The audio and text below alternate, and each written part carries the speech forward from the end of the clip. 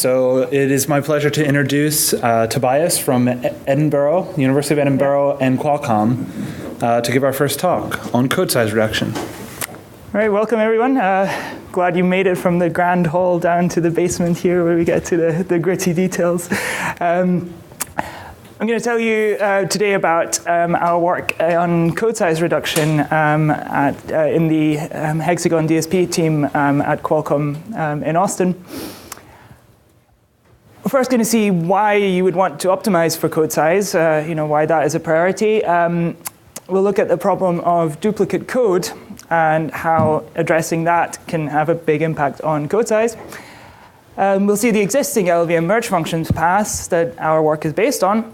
And then finally, we'll get to the similar function merging idea really that we're implementing here, and we'll see some results on how well that works. So why would you want to optimize for code size in general, right? So there are obviously the three classic compiler optimization goals, which are performance, power, and code size. And they interact in quite a complex way, usually, right? If you optimize for one of them, you might hurt the other two and so on, right? So what determines which one you go for really is often external to the problem. So if we look at the embedded world, for example, code size tends to be a very critical factor. So I've got a small example here. You can see the die area of a Cortex A8 processor, which is about 0.5 square millimeters at 28 nanometers, that is. And then we've got a 128 megabit of flash, which is roughly the same die area, actually, right? So 0.5 to 3 square millimeters. So if we manage to reduce code size by 1 megabyte, that would translate into 1/16 of the die size of a Cortex A8, so that's quite a significant amount. So you see the relation here, so memory takes up a lot of real estate really on silicon. So, code size is a key factor in the embedded world, and that's why, we would like to address that. In the literature and in previous work in compilers, there's really three main approaches to tackling code size, right? The first one you're probably all familiar with, and that's hardware-based. So there are ISAs like ARM Thumb and so on that use special instruction encodings really to reduce code size. So that's one way. And then there's obviously software-based approaches as well. And some of these are orthogonal, obviously, right? You can do hardware and software at the same time. The software-based ones, you could categorize in two ways. The first one would be to retune existing optimizations that you have for code size, right? So you could change inlining thresholds, you could change loop unroll factors, things like that, that will change the amount of code you produce, really. And then there's the last category, and this is, I guess, the most interesting one. This is where we are as well in our work. You could actively reduce code size, right? You could write specific optimizations that target code size and do something to your code, your IR, to reduce the size explicitly, right? And we're looking at that last category, really. So one of the reasons, or one of the ways to reduce code size is to eliminate duplicate code. Now, there are many reasons why there is duplicate code in realistic applications, right? So one of them is laziness. People tend to copy and paste stuff, especially in large applications that have grown over many years. You tend to get quite a bit of that. There is manual templating. So languages like C that don't have explicit template support sometimes lead programmers to sort of do it by hand, basically, right? You take one function, write it for one type data structure and so on, then you copy and paste it, change it a little bit to adapt it for a different data type. Or you use macros and so on, but in the end, you get duplicate or very similar code. C++ templates lead to that as well. To some extent. And then finally, and that's not really a problem, but once you apply compiler optimizations, so global constant propagations, things like that, that often makes code quite similar as well. So you might start out with two very different functions, you apply a lot of optimizations on them, and then in the end, they look very similar. Right? So that's not a problem, that's a nice thing actually, but it happens, right? And that again, in the final binary, leads to duplication. The user could fix one and potentially two, but 3 and 4 are, really not something that we have much influence on as a developer.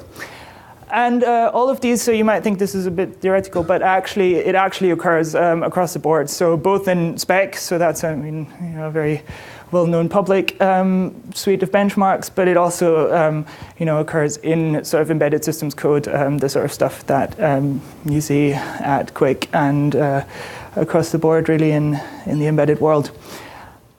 I'll give you an example here. This is from the SPEC benchmark suite. So this is 400 Perl bench, which is just Perl, right?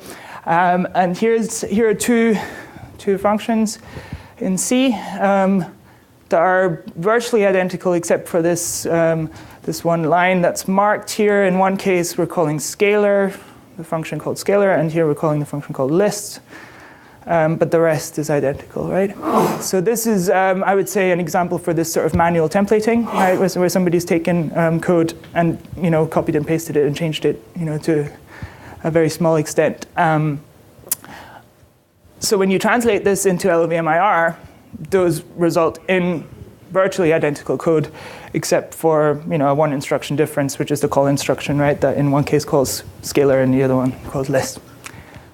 Right? So we would like to do something about that, right? So how about we combine the code from these two functions that we've just seen into one single function, and then in the place where there is the difference, right, where we have that function call, insert a conditional, right? Just an if statement that selects either the call to list or the call to scalar, depending on which one we want, right? And then we replace the original functions with calls to that new merged function with an additional argument that selects the correct call, right? Is that clear so far?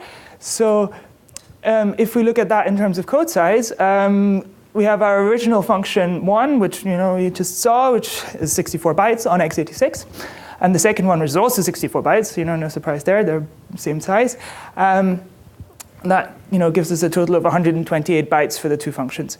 Now, if we merge it like that, so we create this combined function with the conditional, and then we have two thunks, so small sort of wrapper functions that call the new merged function with that additional argument that selects the correct one. Then we get the merged function, which is 80 bytes, right? So it's slightly larger because obviously you have that conditional statement in there, like an if. And then the two thunks, which are just sort of these wrappers that call the merged one, are 16 bytes each. So this is again on x86, and you get a total code size of 112 bytes. So we've just reduced it by 12.5%, right? So that is quite nice. What is in LLVM already that supports this sort of thing? So there is a merge function pass that was written by Nick originally. It was disabled by default up to now, and all it does is it merges completely identical functions. Not exactly identical, but we'll see what that is about. But it essentially just merges identical functions, not functions that have these tiny differences that we just saw. But it introduces two key concepts really that we also rely on in our work. The notion of structural similarity of functions. So it only tries to merge functions that are structurally similar. So obviously in this case it's because they're identical, but we extended that concept a little bit. I'll talk more about that, and that also makes it tractable. And secondly, it introduces this notion of pointer-pointer integer equivalence. So if you have a pointer and an integer of the same size, right? Unless you dereference the pointer, they're really the same on the hardware level, right? So obviously in the LLVM IR type system, they will be different, but in terms of merging it, we can treat them as the same unless we actually dereference the pointer or it matters in some other way. We are working on the LLVM IR level as well. This is where the merge function pass works, and ours does as well. That has the advantage, obviously, that you're platform independent and you can leverage really the nice infrastructure that you get at that level. But like I said, we want to merge functions that are slightly similar, right? But that have small differences, right? So that is something the existing pass can't do, and this is really where our work builds on it. So let's go back to this notion of structural similarity. if you compared all, so obviously if you want to merge code, you have to compare functions to each other. Right? If you wanted to compare all the functions in a module, that would be n squared, right? You'd end up comparing a lot of functions, and in a lot of cases, there's really not much point in merging functions, especially if they're very different from each other, that sort of thing. So you have to limit the amount of comparisons in some way, because that's really what's expensive. So we introduced these practical constraints. Some of these could be relaxed in future work, but for now, this is what we have. And they might sound quite restrictive, but look at the results later on, and you'll see that actually gets you quite far. So we only consider functions for merging that have equivalent control flow graphs. Right? So two graphs need to be isomorphic. So, and they also need to have the same signature, so same number of arguments, the same types for the arguments, modulo that pointer-pointer integer equivalence. And in corresponding basic blocks of the two control flow graphs, we need to have the same number of instructions. Right? So again, sounds quite restrictive, but works. And we allow differences, obviously, in what these instructions are. Right? But we have to have the same number in both. Yeah. So, I think we can do questions at the end because we need to do that with the microphone. But yeah, we can talk about that later. But we also require a minimum amount of similarity between the two functions, right? So, there's probably not much point if there are only 5% similar instructions and the rest is all different, because you'd end up inserting conditionals all over the place and you would actually increase code size. So our algorithm then works in multiple steps, right? So in the first step, we build a hash table of all the functions in the module. And because we use that notion of structural similarity, we can compute a hash over each function quite easily. I'll show you what that is about just now. But in the next step, we then compare all the functions in each of the buckets of the hash table pairwise. Right? We then go on to merge identical functions, so that's just like the MergeFunctions pass. And then finally, we merge functions that are similar but not quite identical. And I'll talk about each of these steps in detail now. So in the first step, I already mentioned, we're putting functions in a hash table. So that is purely because it makes it a lot more tractable, really, that way. So we can compute a hash for each function quite easily based on factors like the signature of the function, so number of arguments, their types, and so on. We can take the number of basic blocks, because obviously if the two graphs are isomorphic, they will also have the same number of basic blocks, right? So that's a measure that you can get without actually looking at the whole function. Compute a hash and then put functions that have the same hash in the same bucket of the hash table, and then we only consider functions in the same bucket for merging, right? Because the others have no chance of being merged anyway, for example, because they have different control flow graphs. In the next step, we then go and compare all the functions in each bucket. Right? This is still n squared in the worst case, obviously, right? Because you could have all your functions in the same bucket, but in realistic code that doesn't really happen, right? So you usually get fairly manageably sized buckets. The way the comparison is done is that you traverse the control flow graph, right? You start at the entry point and then sort of in lockstep follow it and compare block to block and then instruction to instruction, right? And whenever you encounter a different instruction, you mark those. And if you encounter diverging control flow, for example, so if actually the graphs aren't isomorphic, then you give up because we don't consider those for merging. Example here, so those are the control flow graphs of the two functions that we saw earlier. So once you compile them to LLVM IR, that's what you get. So you get those CFGs here. And we just start at the entry block, compare those, then move on to the next one, right? Then we compare those two blocks and we notice, and obviously in each case we go through all the instructions. We notice, there's a different instruction here. We mark those and then go on, compare the last two, and that's it, right? That's how the comparison works. In the third step, right? So now we've compared all the functions. Now we can go on and start the merging process. So we first merge identical functions. So those are really the ones that have the same control flow graphs, have the same instructions, potentially have some differences in terms of the types, right? These pointer-pointer integer equivalence things, yeah. But apart from that, they're similar. So we merge those by deleting the additional copies, right? And then we update all the call sites within the module to point to the one remaining copy, potentially inserting some bitcasts because there might be some of these pointer integer changes. And that updating of call sites may actually make other functions more similar as well, right? Because now you're changing functions that aren't related to the two that you're merging.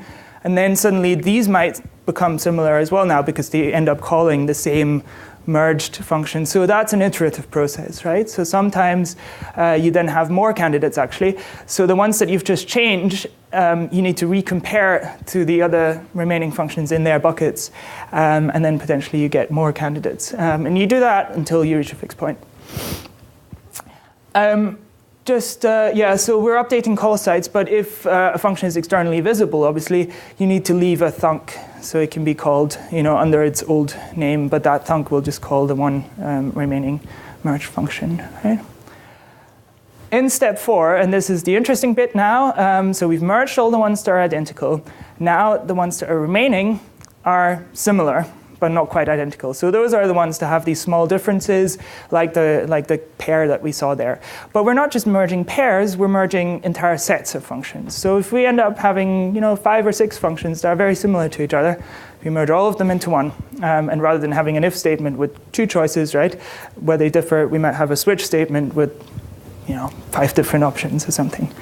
And that additional parameter that we're adding to them will choose the right path to go through. So that merging of similar functions is a little trickier. So I've got a small example here that will help you follow that. So first of all, we order the pairs of functions, because remember how we have compared them pairwise, by similarity. So from most similar to least similar, right? So these are our pairs that we've compared here. And the percentages, how similar they are to each other, right? Then we pick the most similar pair. So in this case, this is A and B, right? They're 95% similar, so 95% of the instructions are the same, and then there's 5% that are different.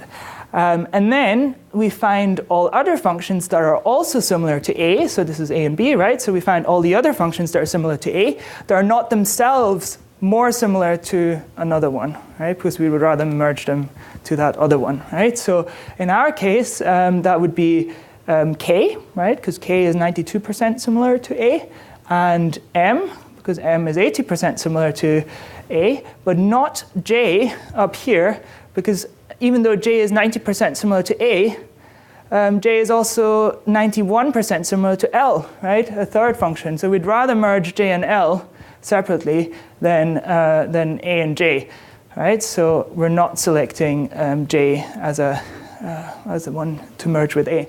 Right? We merged those, so we now got A, B, K, and M as a merged function, plus all the thunks that call that merged one with the additional argument to pick the correct choice. Right? Then we delete that A and J merge candidate because now we've merged A with other functions, so there's nothing more we can do with A. So anything that is similar to the old A is now redundant, so we can get rid of it. Right? The only remaining pair here is J and L, right? They're 91% similar. So we pick those. There are no other functions, so there's only a pair merge. So we merge those into one. So we end up with a function that's J and L combined. And that's our merge functions in this case. And we repeat this, obviously, until there are no more functions to merge, right? We run merge functions as a late optimization, right? Because as you can see, it's quite radical, right? It shifts stuff around, it inserts a lot of conditionals and so on, and it does this funky stuff with the types that would make other analysis, other optimizations very difficult. So we really run this at the very end. Once we've done all the other IR level optimizations, we then do merge functions to deal with whatever is left over. And as I said earlier, there's a reason for that as well, since other optimizations often make code more similar and therefore make our work easier. There are some tricky bits, obviously, in the implementation. This will be, by the way, this will be upstreamed soon, so you can have a look at that and also use it.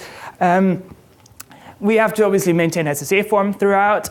So when you're comparing two functions, you sometimes get differences in the phi nodes, right? Not because the two functions have different control flow, right? We wouldn't consider them for merging. But if you know how LLVM IR works, you can have constants in phi nodes, right? And they can be different. Even though you have the same control flow, you have a different constant coming from different blocks.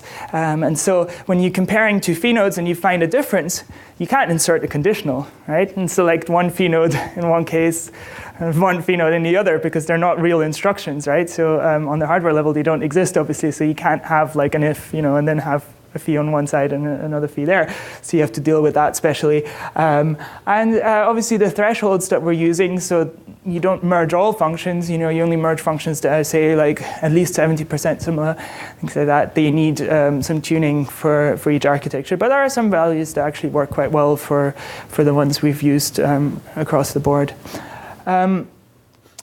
How well does it work, right? This is obviously the main question. We've run the pass on SPEC CPU 2006, right? Large suite of benchmarks, both the integer and TFP ones. We've run it on x86 and Qualcomm QuIC, which is an ARM v7a architecture, right? Using the thumb instruction set. And we've also applied this to a significant application at Qualcomm Innovation Center, which runs on the Hexagon DSP chip, right? So we're doing this at OS optimization level, because obviously if you're optimizing for code size already, that is the sort of optimization level that you would use. It works very well at higher optimization levels as well. But OS is obviously the key here. And we're using Clang 3.3, just the standard community edition of it. For SPEC 2006, right? I've got the code size results here, both for x86 and ARM. This is the reduction in code size that we achieve, so in percent, right? So higher is obviously better, means we're reducing the code by more. We're showing the total code size reduction here across the entire benchmark suite. So if you add up all the sizes and then measure the reduction, we're achieving about almost 4% reduction on x86 and about 2.5 on ARM. Right? ARM code is more compact. It's a different instruction. Obviously, this RISC versus CISC difference. So that's why you get slightly different results. But obviously, the IR that this is resulting from is identical. Right? One big outlier here, right? The DEAL2 benchmark, which is a C++ benchmark.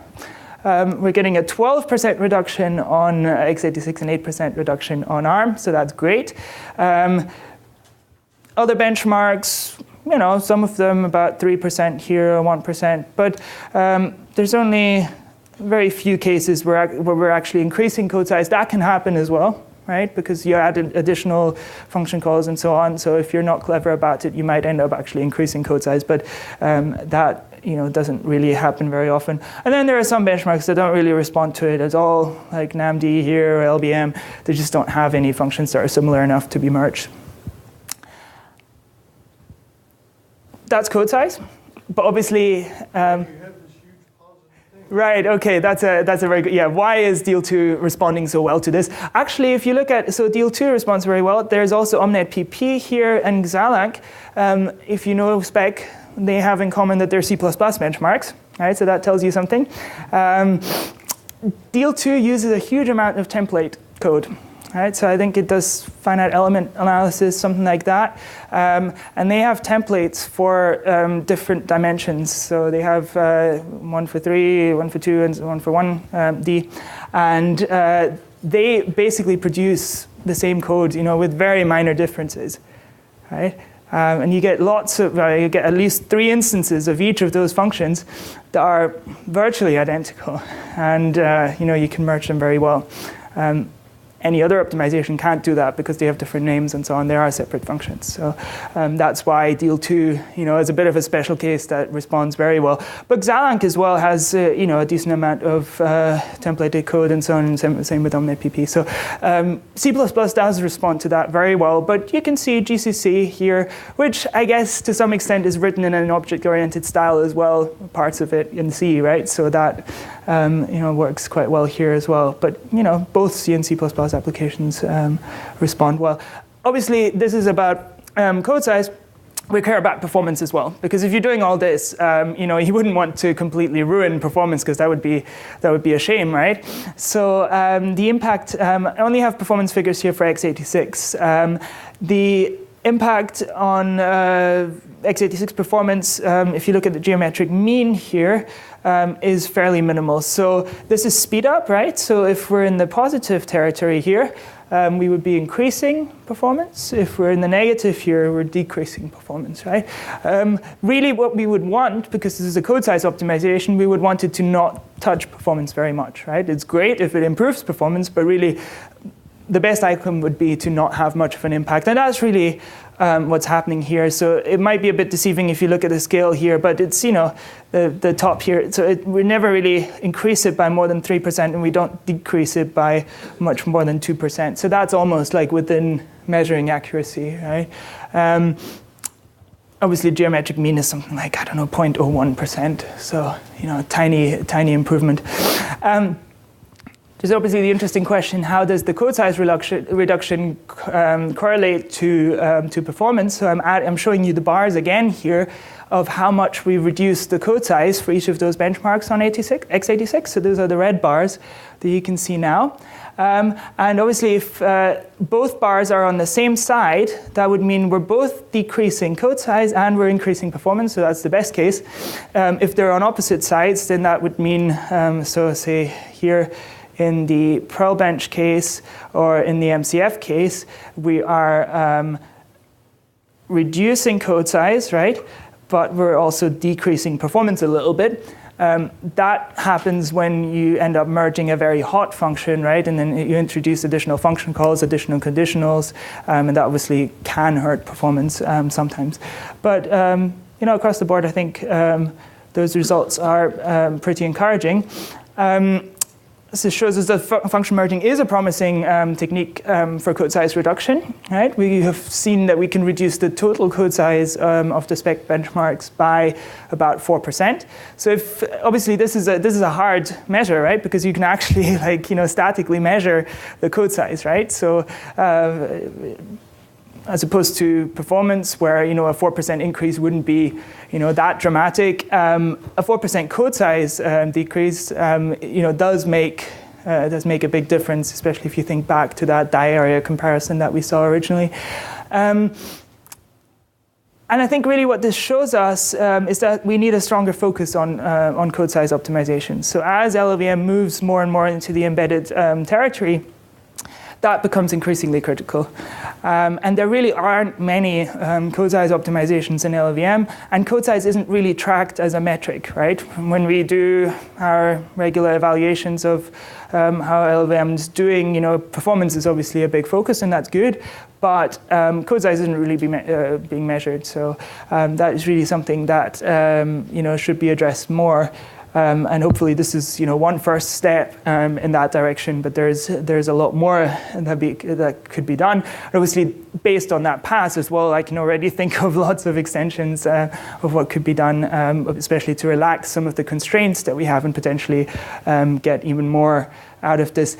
Just to mention briefly that significant embedded application at QuIC, right, on the Hexagon DSP, that was reduced by about 2%. And again, that is a huge thing, right? Obviously, if you start moving into emerging markets and so on, if you look at the newest Android version that does a lot about reducing memory consumption and so on, that is sort of a theme that's going on right now, and getting that reduction, did make a big difference, and it helps in, getting people to adopt LLVM as well in that sphere. Thank you very much for coming. And We have about 5 minutes for questions. And again, if you have a question, line up behind the mic there. Also, while people are doing that, there's a handout I'm going to start passing around. It's the Wi-Fi key to the room.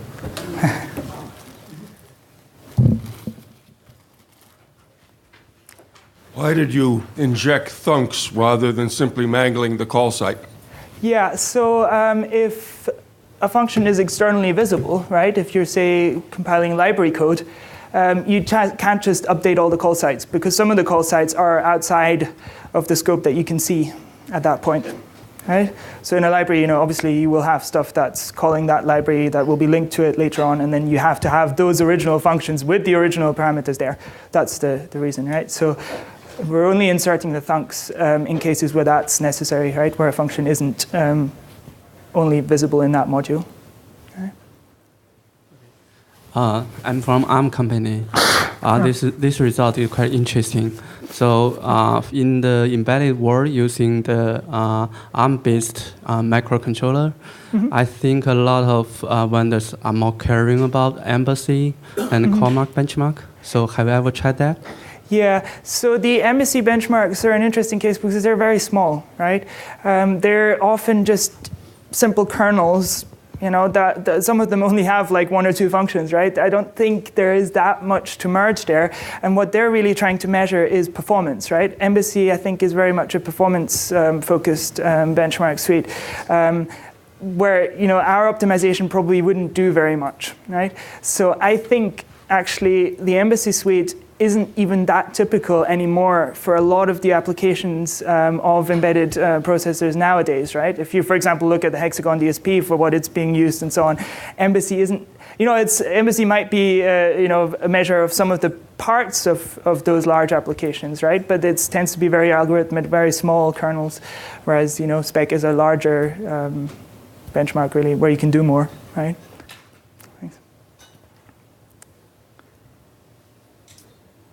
Thanks for the talk.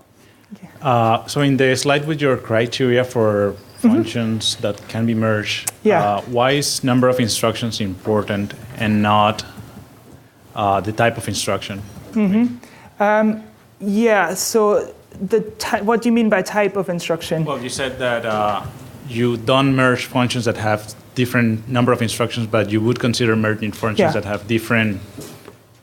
The instruction itself can be different. Yeah, exactly. So why not considering also number of instructions? Functions that have different number of instructions. So merging one basic block that has 3 instructions and another one that has 5 instructions, right? The simple sort of engineering reason for that is that obviously those additional instructions will produce values, right?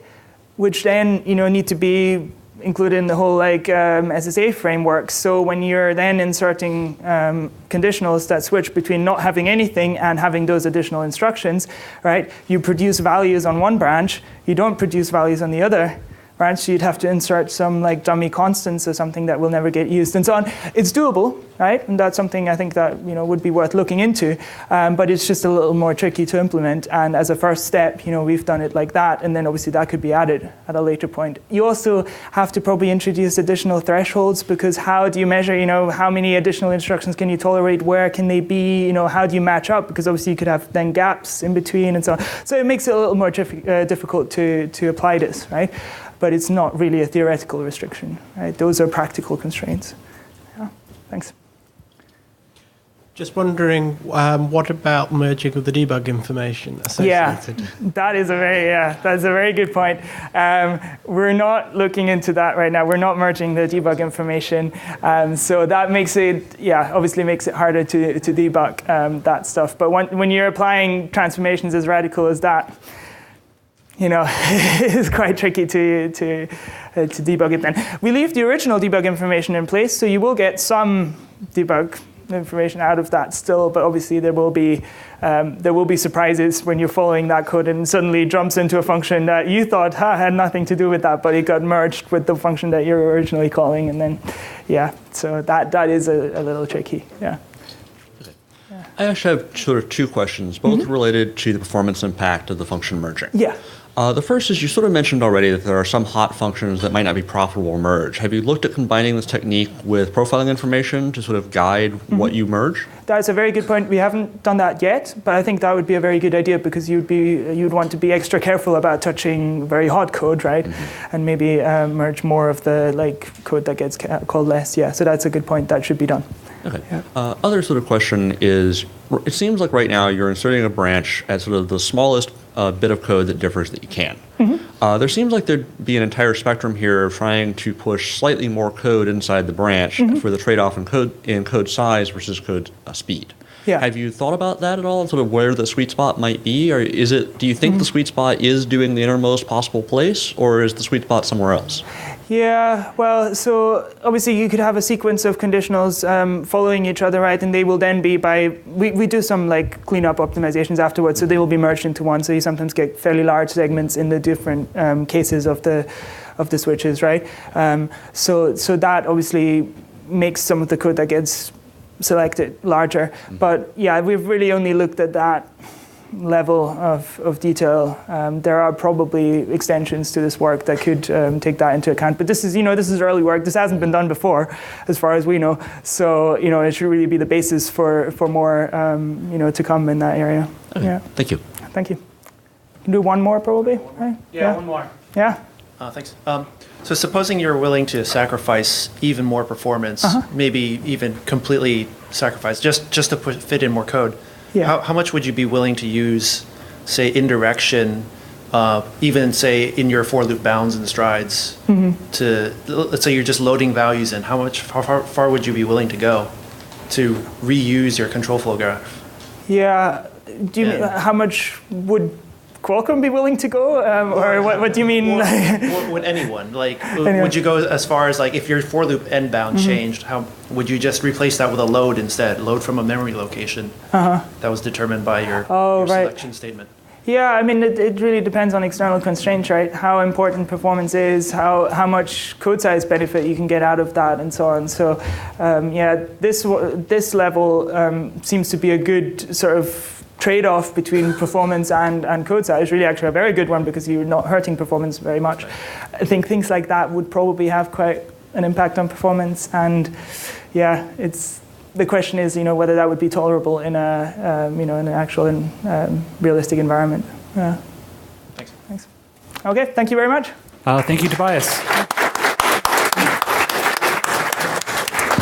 So we're on break till 11. The handout is still going around. There's a copy of it up here. It doesn't make it to you.